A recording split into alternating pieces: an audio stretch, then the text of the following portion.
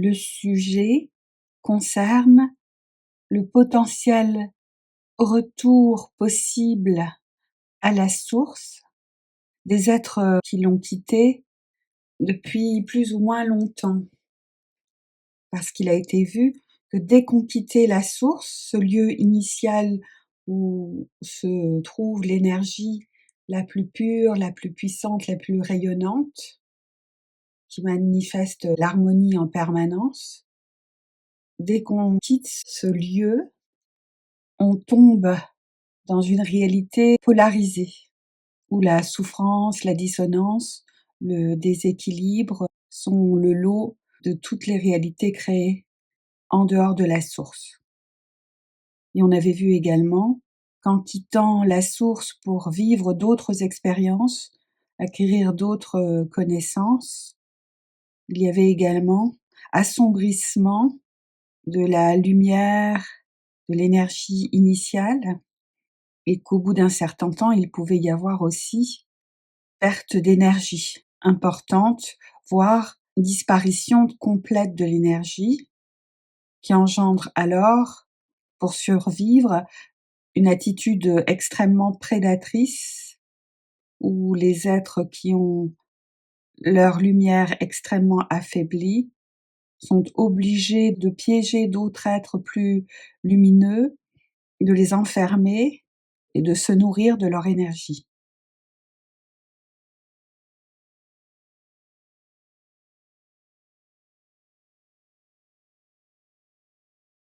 Dès que l'on quitte la source, y a-t-il systématiquement déperdition d'énergie? Abondance. Cela peut signifier qu'initialement, à la source, tant qu'on est dans la source, on a une abondance d'énergie, de diversité, d'expression extraordinaire.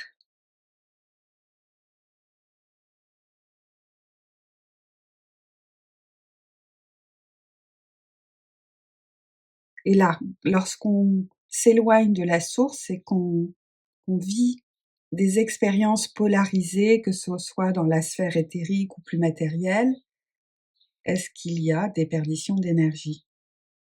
Courage. Oui, en effet, dans le sens où courage, c'est pour vivre en dehors de la source, cela nécessite énormément d'efforts et d'énergie. Tout ce qui pouvait être naturellement fluide, limpide, toutes les manifestations spontanées qui se font tout simplement à la source, en dehors d'elle, pour soi-disant acquérir plus de liberté et d'autonomie, la création est effectivement possible, mais nécessite beaucoup, beaucoup plus d'énergie. Donc, de fait, si on doit utiliser beaucoup plus d'énergie et qu'on n'est plus directement connecté en permanence à la source, il y a donc bien déperdition d'énergie. Dépendance, qui pourrait exprimer le fait que pour que chaque être puisse pouvoir maintenir une puissance d'énergie très pure, c'est absolument dépendant de la source.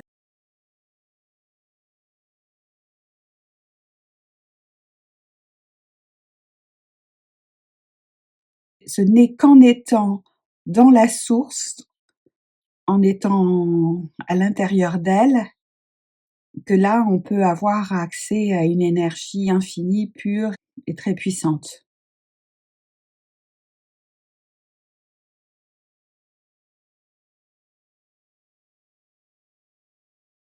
Donc, en dehors d'elle, il faut déployer beaucoup plus d'énergie et donc plus d'efforts et on perd de l'énergie.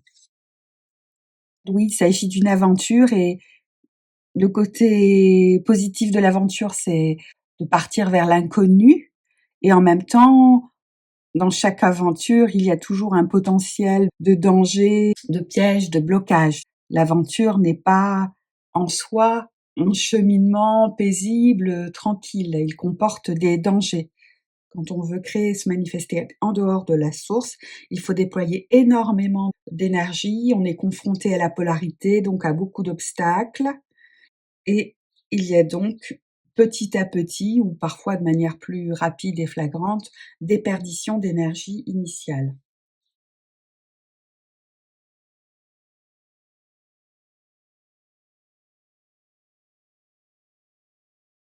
Naturelle, une déperdition de l'énergie initiale qui se fait naturellement, progressivement. Plus on s'éloigne d'elle, plus on assombrit sa lumière, plus elle se ternit et plus on s'affaiblit.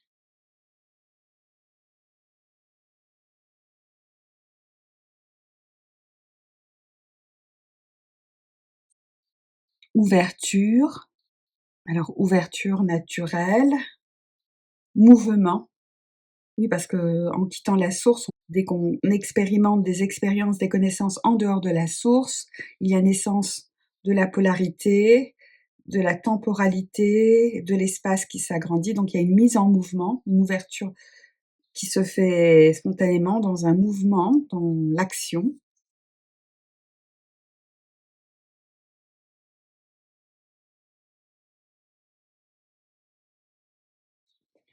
Cet arbre peut manifester un être en particulier, peut-être l'aspect individuel. En quittant la source, ça demande beaucoup, beaucoup d'énergie. C'est une véritable aventure. On est poussé par la curiosité, par la découverte d'aspects inconnus et en même temps on est confronté à énormément d'obstacles, de difficultés, liées bien sûr aussi à la polarité. Donc c'est un mouvement qui se fait ou dans lequel on est poussé et dans lequel aussi, puisqu'il y a juste un seul arbre, qui entre aussi en écho avec ce qu'on pourrait appeler l'ego, le fait d'accumuler rien que pour soi de l'expérience et de la connaissance.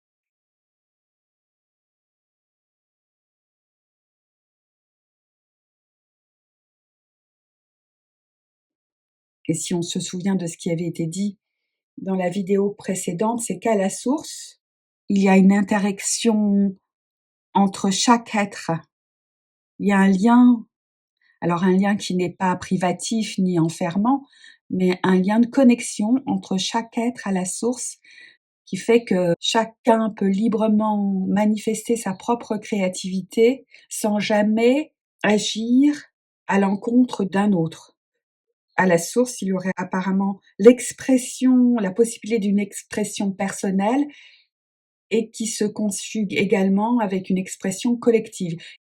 Alors c'est difficile pour nous de le concevoir parce que généralement on envisage d'un côté le collectif et d'un côté l'individuel, et ceux qui sont beaucoup dans le collectif auront entre guillemets moins de personnalité individuelle et inversement, les personnes qui seront très individuelles auront plus de mal à participer au collectif.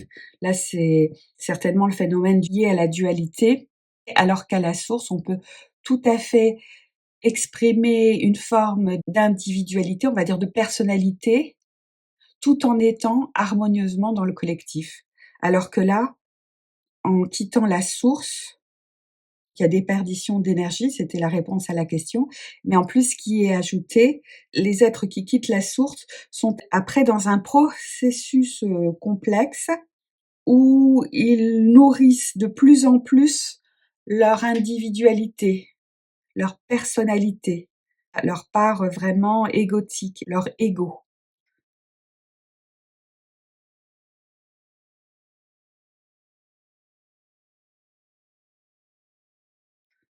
Et comme leur ego prend toute l'importance dans un monde polarisé, c'est forcément au détriment des autres et du collectif. Peut-être que ça peut aussi exprimer une forme d'égoïsme outrancier.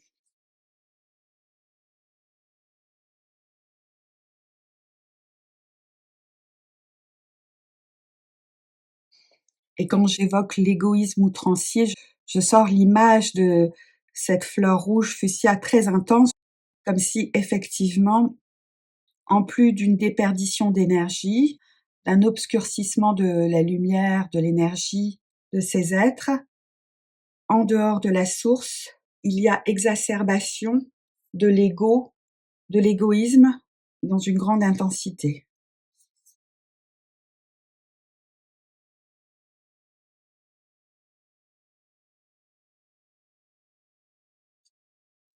échec. Et au final, effectivement, il s'agit d'un échec puisqu'on a vu que, en dehors de la source, la possibilité de prospérer de manière, j'allais dire, conflictuelle, violente, prédatrice, j'allais dire même hiérarchique, avec une valorisation égoïque très importante, mais qu'au final, ça ne peut perdurer sur le long terme, puisque s'il n'y a plus suffisamment d'énergie intérieure, malgré une grande prédation, eh bien, ces êtres sont aussi voués à disparaître. On peut imaginer, même sur Terre, des animaux extrêmement prédateurs sur une île et qui pourraient détruire tous les autres animaux. Et puis, à un moment, ben voilà, ils disparaissent aussi, malgré qu'ils soient de très grands prédateurs.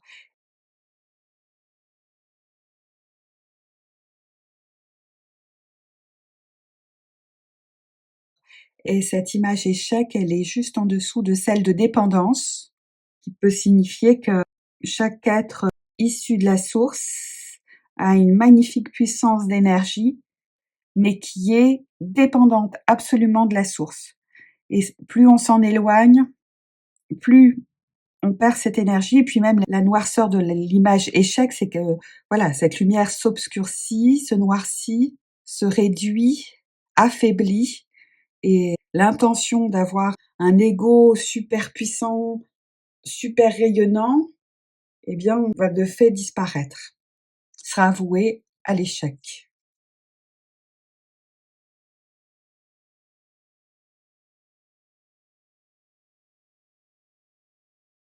Excès, oui, il sera voué à disparaître du fait d'expressions excessives. Et là, étonnamment, l'image échec est entourée d'un côté de cette fleur rouge qui signifie l'intensité, la passion, la puissance de l'intention et qui correspond parfaitement avec l'autre qui signifie l'excès. Le message pourrait être aussi que s'éloigner de la source, c'est aller vers la dissonance, c'est valoriser de manière extrême et excessive soi, sa propre manifestation personnelle au détriment des autres et que cela peut s'exprimer pendant un moment, mais comme un château de cartes qui s'effondre avec un coup de vent lorsque toute l'énergie intérieure est noircie et diminuée.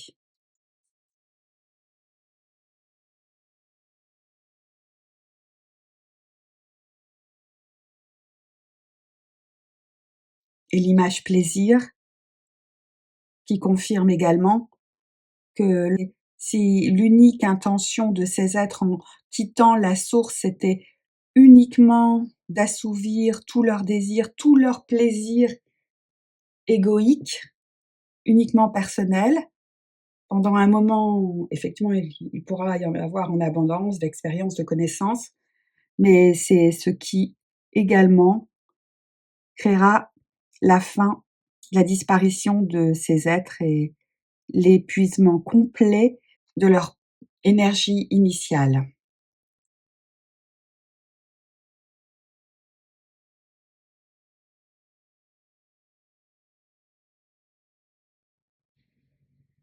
Alors on va un peu plus loin.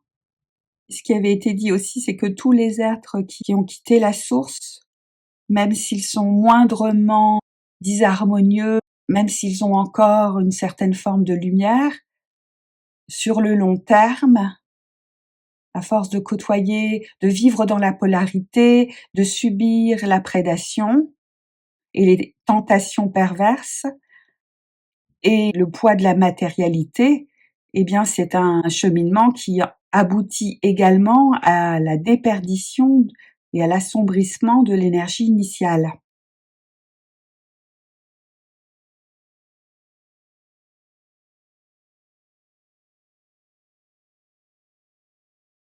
Alors la nouvelle question serait, si on prend l'exemple des êtres humains sur Terre, si un humain a vécu de très nombreuses incarnations, où il a accumulé énormément d'expériences, de connaissances, et de fait atténué sa lumière et l'a obscurci également, Est-ce qu'il y a un moment, un point de non-retour? C'est-à-dire qu'à force d'accumuler ces expériences, à force de s'être à tel point assombri, affaibli, que s'il souhaitait retourner à la source, eh bien, il n'aurait plus suffisamment d'énergie pour pouvoir mettre en action ce retour à la source, créer le déclic pour pouvoir se propulser à nouveau à la source.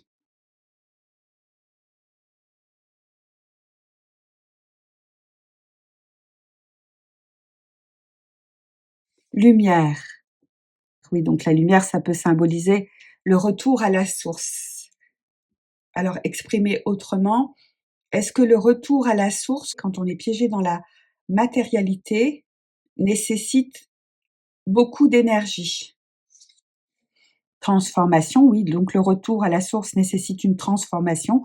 On ne peut pas y aller tel quel, tel que nous sommes actuellement piégés, conditionnés et déviants, on va dire.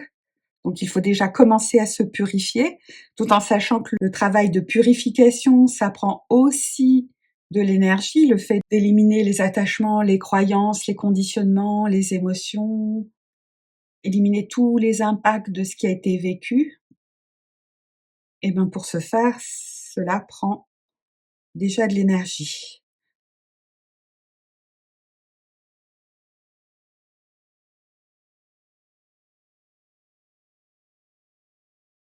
Donc pour que la transformation se fasse, soit aboutie pour un retour à la lumière, y a-t-il nécessité d'une énergie intérieure, d'une lumière intérieure encore importante? Naissance. Et là, j'entreverrai naissance comme une renaissance. Le fait de se purifier, de se transformer pour être capable ensuite de retourner à la source, c'est vraiment se libérer de toutes les appartenances qui ont été vécues et accumulées et expérimentées, et cela correspond à une nouvelle naissance.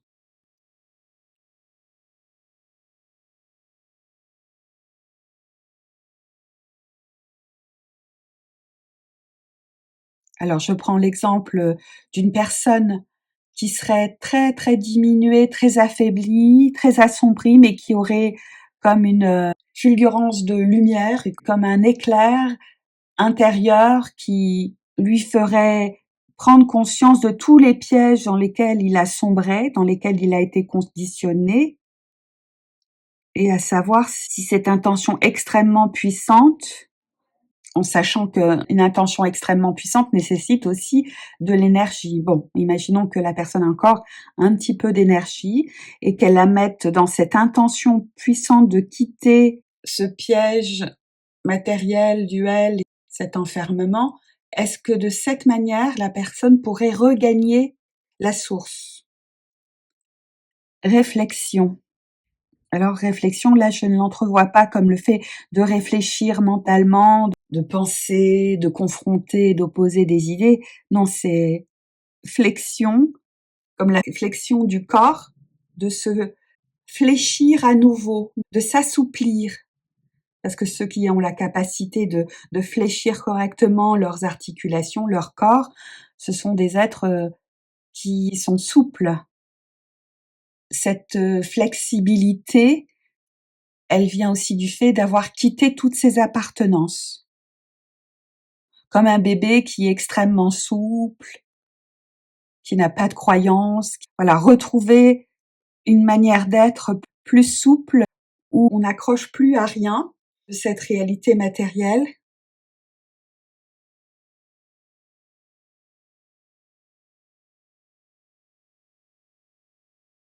Si on a encore suffisamment d'énergie pour émettre une intention puissante de retour à la source, et que dans le même temps, on se débarrasse de tout ce qui nous constitue dans ce monde matériel, c'est-à-dire on se débarrasse de sa personnalité, de tout ce que l'on a fait, de toutes ses expériences, pour retrouver la souplesse et l'innocence de l'enfance. Est-ce que là, on peut alors retourner à la source? complexité. Ça demeure quand même, pas aussi facile que ça.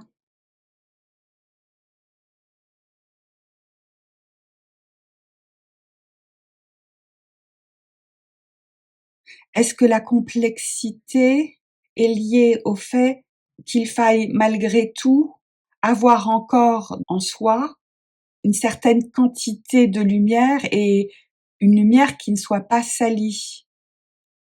Est-ce que ça signifie ça? Qu'il faut, même si un moment on s'aperçoit comme si on s'éveillait d'un seul coup et on se dit: «Oh là là, mais qu'est-ce que je fais là?» C'est une forme de déclic, de prise de conscience que l'on a été manipulé, abusé et qu'on s'aperçoit qu'une part de notre énergie s'est vraiment, vraiment assombrie et a diminué.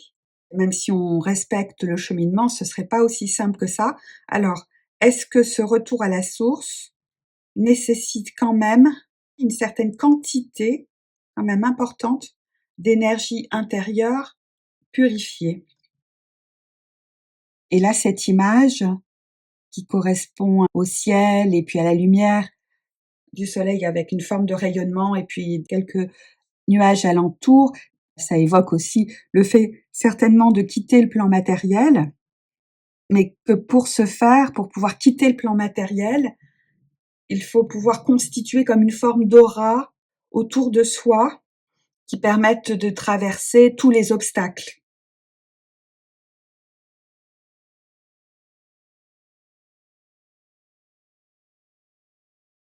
Comme si pour ce retour à la source, il fallait quand même une quantité d'énergie intérieure suffisamment lumineuse pour créer comme une forme de protection tout autour de soi, une enveloppe qui permette de tout traverser et de pouvoir y retourner à la source.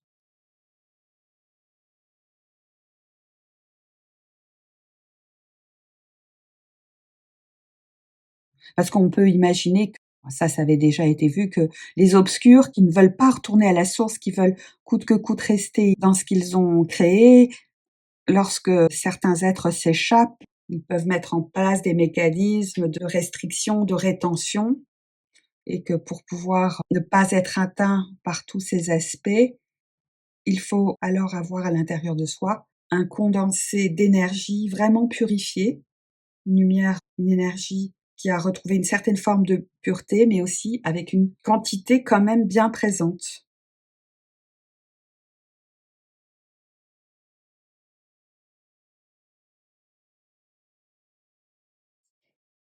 Et cette image qui revient quand même souvent, avec plein de nuages et puis un cœur, un nuage qui est plus grand, qui symbolise un cœur. Et on a bien vu que les images, on les interprète différemment selon les questions, selon les situations. Et là, ce que m'évoque cette image, c'est comme si ce cœur, ce nuage en forme de cœur, c'était la personne qui quittait le plan terrestre et qui remontait. Alors ça, c'est symbolique, hein, parce qu'il y a peut-être pas un phénomène comme ça d'ascension, c'est nous qui l'interprétons avec notre perception personnelle, mais ce personnage, pour qu'il puisse retourner à la source, il faut qu'il soit suffisamment grand, on va dire puissant, donc grand dans le sens qu'il ait une quantité d'énergie purifiée suffisamment grande pour pouvoir traverser tous les obstacles qui sont présents dans la réalité des mondes polarisés.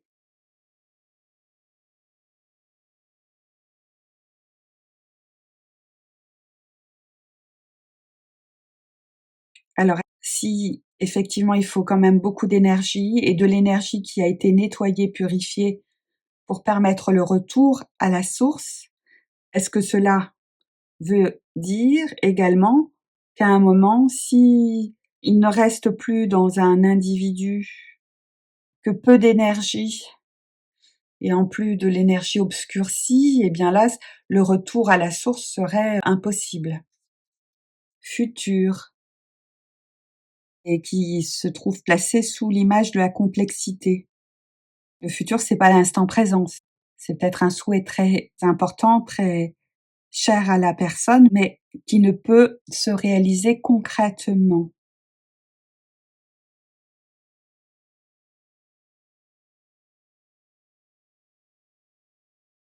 Et quand je vois cette image de futur, je pense au moment où la source qui permet à tous ces êtres de sortir pour créer d'autres mondes, d'autres réalités, d'autres espaces et du temps, à un moment, même si cette expansion peut grandir, grandir, grandir, il y a un moment de rétraction très rapide où la source se réapproprie tout ce qui s'est échappé d'elle.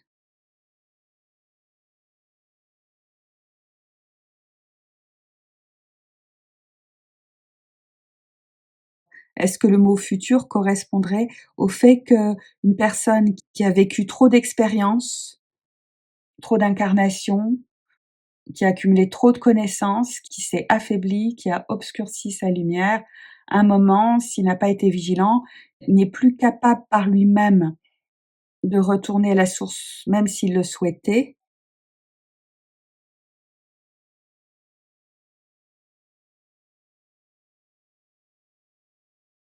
et qu'à ce moment-là, peut-être que pour nous, êtres humains, eh ben, il disparaîtrait, qu'il n'aurait plus la capacité de se réincarner, il serait peut-être dans un coma permanent ou alors complètement disparu, sans plus aucune conscience, comme une forme qui flotte comme ça entre les mondes, et que ce serait qu'au moment où la source se réapproprie toutes les énergies qui sont parties, que là, la personne serait réintégrée à la source, mais comme une flamme éteinte.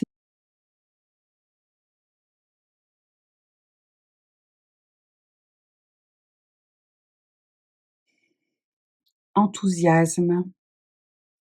Alors là, étonnamment, enthousiasme, ça voudrait dire que l'être ne perdrait pas totalement la conscience de lui-même ou l'éveil de sa conscience.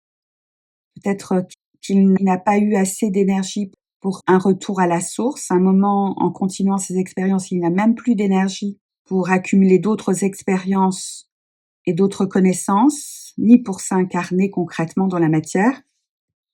Il reste comme une forme insipide, inactive dans toutes ces atmosphères polarisées, et qu'à un moment donné, il sera happé à nouveau par la source qui récupère tout ce qui s'est échappé. Il est récupéré beaucoup plus tardivement.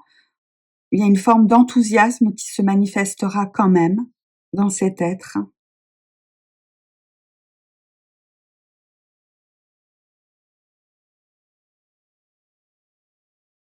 Est-ce que c'est ça? L'être de lui-même va parvenir à retourner à la source. Il sera complètement vidé de son énergie, mais comme son intention était de retour à la source, il va rester en suspens jusqu'au retour favorisé par la source, et cela lui procurera du bien-être.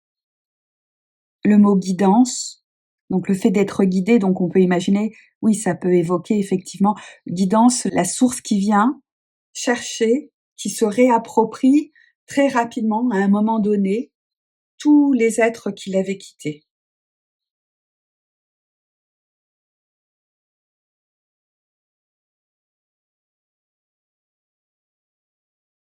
Par contre, ceux qui ont été vraiment très, très obscurs et qui ont intentionnellement rejeté définitivement la source et ont perdu leur lumière, eux continuent à devenir de plus en plus des prédateurs, et jusqu'au bout, ils le resteront. Ils n'abdiqueront jamais. Et lorsque la source viendra les chercher, ils seront tellement transformés dans le négatif que ce retour à la source, c'est comme si, j'imagine, ça va les pulvériser et anéantir leur conscience malsaine.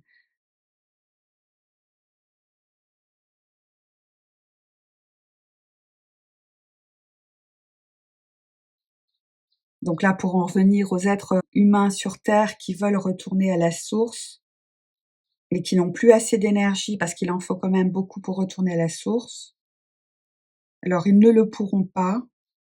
Ils ne le pourront pas par eux-mêmes, donc ils vont rester quand même conscients, mais en suspens, inactifs, et à un moment donné, ils seront repris par la source.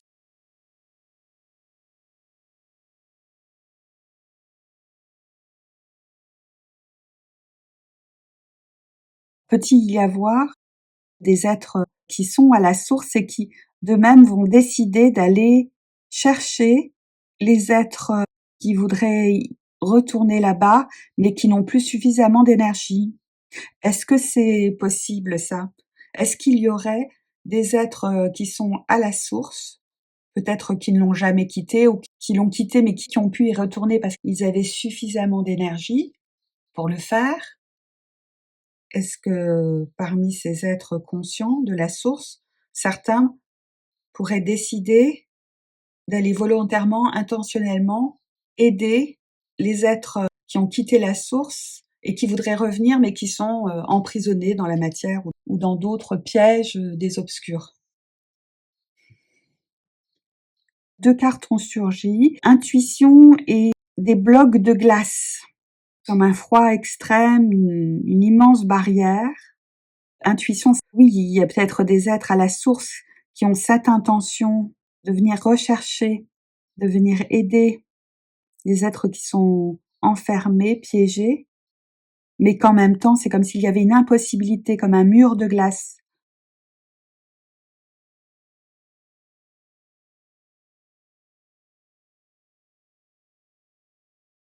Et puis si on se souvient d'un thème plus ancien au sujet des êtres immatériels qui pouvaient communiquer avec les êtres humains, et il avait été dit que sur la Terre, il y avait tellement une polarité avancée, mais dans un sens très obscur, très prédateur, que, eh bien, eux ne peuvent même pas accéder à la vibration de la Terre qui est vraiment devenue très basse. Et là, ce serait apparemment la même chose pour ces êtres très lumineux.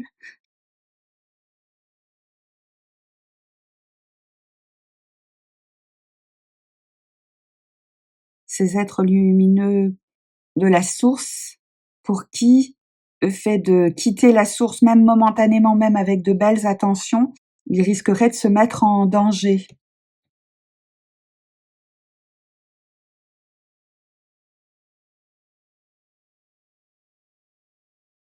Et on voit que l'image de la glace, de l'extrême froid, eh bien, elle est juste en dessous de celle de la lumière. Et on pourrait dire que la lumière, c'est l'opposé de la glace, le côté dur et figé. Comme si lumière, c'était ces êtres de lumière, et instantanément, même si c'est rapidement, aller aider des êtres enfermés dans la matière, piégés dans la dualité, ayant perdu leur énergie ou l'ayant affaiblie, ce serait pour eux trop violent.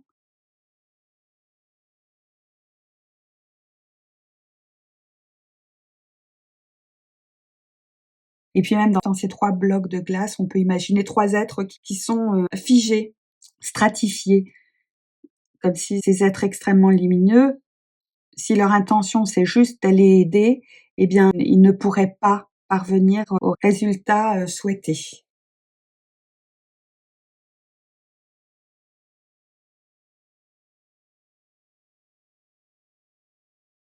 Donc ce qui signifierait que, avec cette image du futur, c'est-à-dire que les personnes qui sont pas capables par elles-mêmes, parce qu'elles n'ont pas fait attention à leur énergie, elles n'ont pas pris conscience qu'elles étaient enfermées dans des plaisirs illusoires et que peu à peu elles perdaient trop d'énergie, elles ne pourront pas quitter ce plan terrestre ou éthérique polarisé d'elles-mêmes. Il faudra qu'elles attendent un temps peut-être très long, le moment où c'est vraiment la source qui, dans un mouvement extrêmement puissant et rapide de rétraction, va tout reprendre.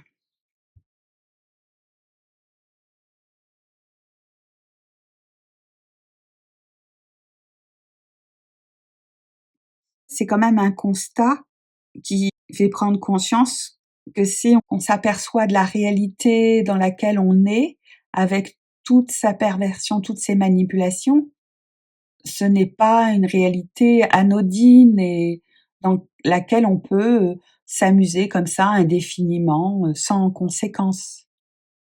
Et qu'au contraire, il faudrait être très vif et d'une extrême vigilance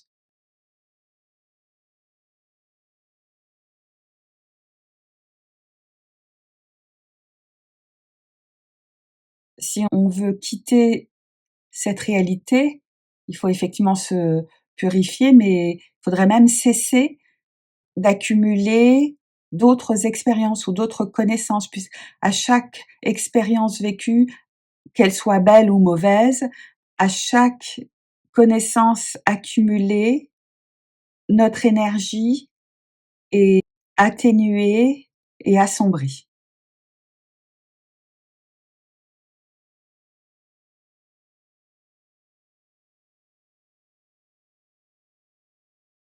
Donc il y aurait un moment fatidique où l'être humain ne peut retourner par lui-même à la source. Il pourra quand même être récupéré si il a quand même une forme malgré tout lumineuse, même si sa quantité d'énergie n'est pas suffisante. Et à un moment, il y aura quand même un retour à la source qui l'enthousiasmera, qui lui fera plaisir, dont il sera conscient.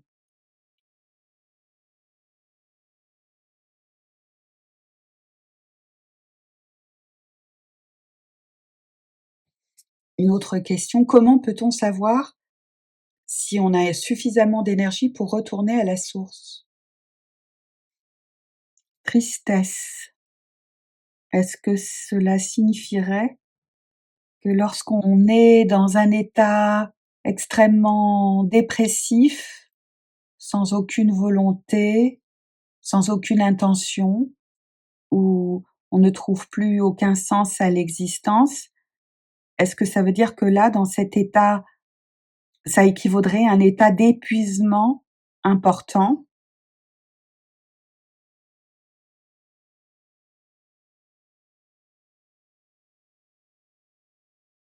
Bon, bah, c'est déjà une réalité dans la vie quotidienne. Quelqu'un de dépressif, c'est quelqu'un qui a accumulé trop de souffrances, parfois trop d'émotions ou complètement épuisé.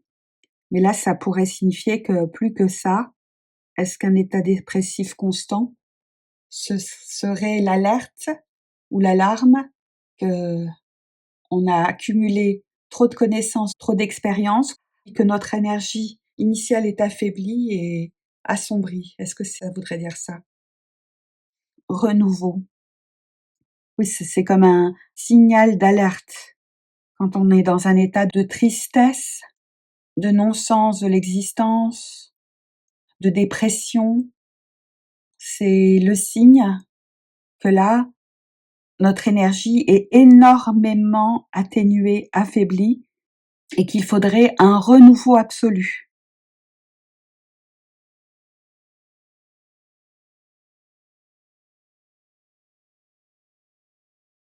Un renouveau rapide et que c'est le moment très important, peut-être de changer d'état d'esprit. Parce que plus on s'accoutume et on s'habitue à la dépression, à la tristesse, plus ça nous prend de l'énergie, plus on peut atteindre un état où l'énergie est irrémédiablement trop faible pour pouvoir faire quoi que ce soit.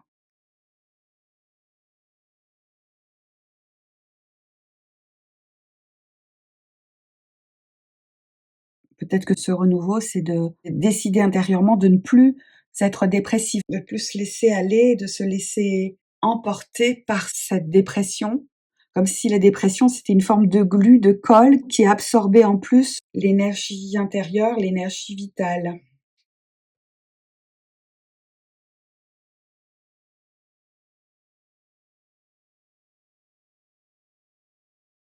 Rapidité. Oui, donc là, c'est ce que je venais justement de dire, c'est que les signes qui manifestent que notre énergie initiale est salie, obscurcie et très affaiblie, c'est quand on est dans un état de tristesse, de non-sens de l'existence, de dépression permanente, et ce depuis longtemps. Et là, c'est comme s'il s'agissait d'un état très grave, plus grave qu'on ne le croit, parce que là, il faut un renouveau rapide, il faut que rapidement la personne se secoue et sorte de cet enlisement, de cet englument qui lui prend tout le reste de son énergie. C'est-à-dire que la personne n'a plus suffisamment d'énergie pour pouvoir être entreprenante et positive, et plus elle reste dans cet état, et plus il y a un moment, il y a un point de non-retour.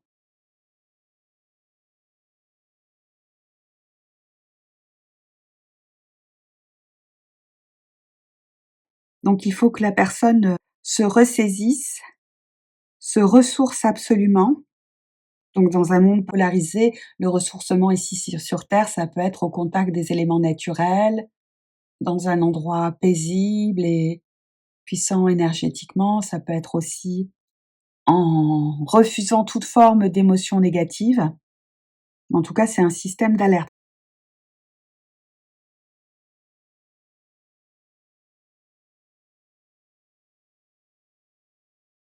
Donc si la personne, justement, écoute, sent cette dépression présente depuis longtemps et se dit: «Oh là là, là il faut que je me secoue, je me ressaisisse» et qu'effectivement elle se ressource, est-ce qu'il y a un moment, il y a la possibilité de se réajuster pour retrouver une forme, de quantité d'énergie intérieure quand même acceptable? Raison, oui.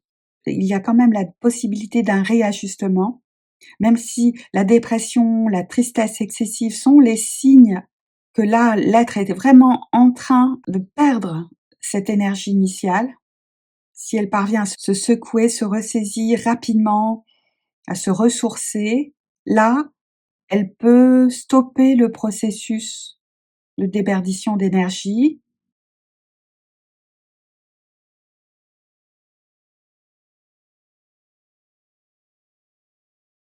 et peut-être dans une action plus tranquille, plus sereine, commencer ou continuer ses libérations intérieures à l'égard de ses appartenances, ses dépendances. J'allais dire purifier son âme.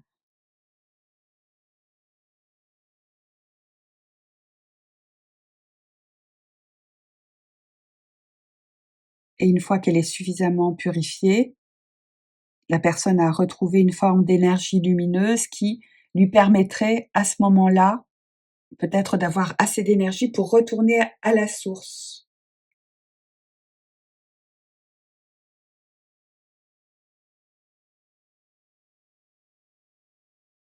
Et dans ce sens-là, est-ce que justement le signe de la dépression, de la tristesse extrême, qui manifeste une déperdition très importante de l'énergie initiale, est-ce que c'est également une alerte pour signifier, pour dire à la personne que maintenant il faut qu'elle cesse de se réincarner, qu'elle cesse d'accumuler connaissances et expériences, que même si elle s'est ressourcée, si elle continue ce processus de réincarnation, elle ne pourra pas le perpétuer longtemps.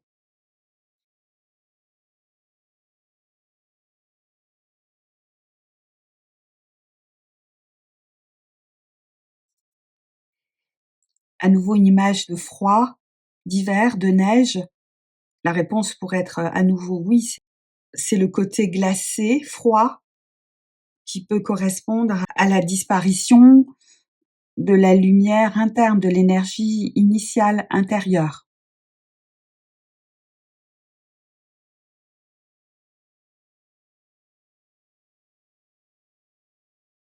Donc là, ce qui est mis en avant, c'est vraiment le danger effectif, des réincarnations successives, de vouloir vivre des expériences toujours plus intenses, diversifiées, d'être en quête de connaissances. Toutes ces intentions ne sont pas du tout anodines. À chaque fois, elles prennent de l'énergie à l'être qui émet ces intentions et qui les met en action. Et à un moment, l'être n'a plus assez d'énergie pour pouvoir continuer. Et les premiers signes vraiment indicateurs de la limite qu'a atteinte la personne, c'est la manifestation d'une dépression.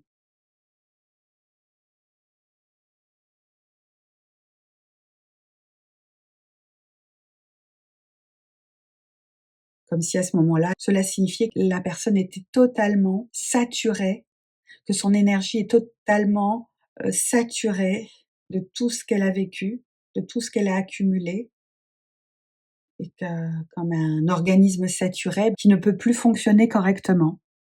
Donc impérativement, rapidement, la personne devrait se régénérer pour stopper le processus de déperdition qui pourrait être définitif de son énergie. Mais ensuite, Une fois, l'énergie un petit peu restaurée, là, il faudrait pas croire que la personne puisse recommencer à cumuler et reprendre le même schéma qu'auparavant. Parce qu'après, s'il recommençait, là, il serait dans un processus irréversible, irrémédiable, où, un moment, peut-être sans qu'il s'en aperçoive, il y aurait comme un arrêt, plus assez d'énergie pour continuer, ni pouvoir, se réincarner.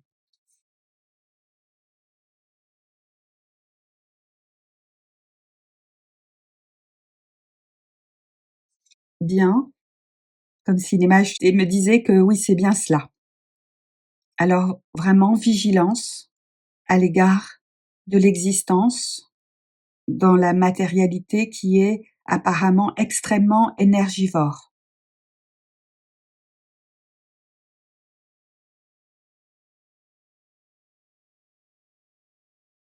Parce que l'existence dans la matière nécessite énormément d'efforts sans qu'on s'en aperçoive forcément, sans qu'on s'en aperçoive vraiment, et elle peut être aussi addictive parce qu'elle crée des sensations très intenses que la personne a peut-être envie alors de renouveler, de continuer, mais tout cela, c'est au détriment de son énergie de vie qui s'assombrit et qui s'affaiblit au fur et à mesure.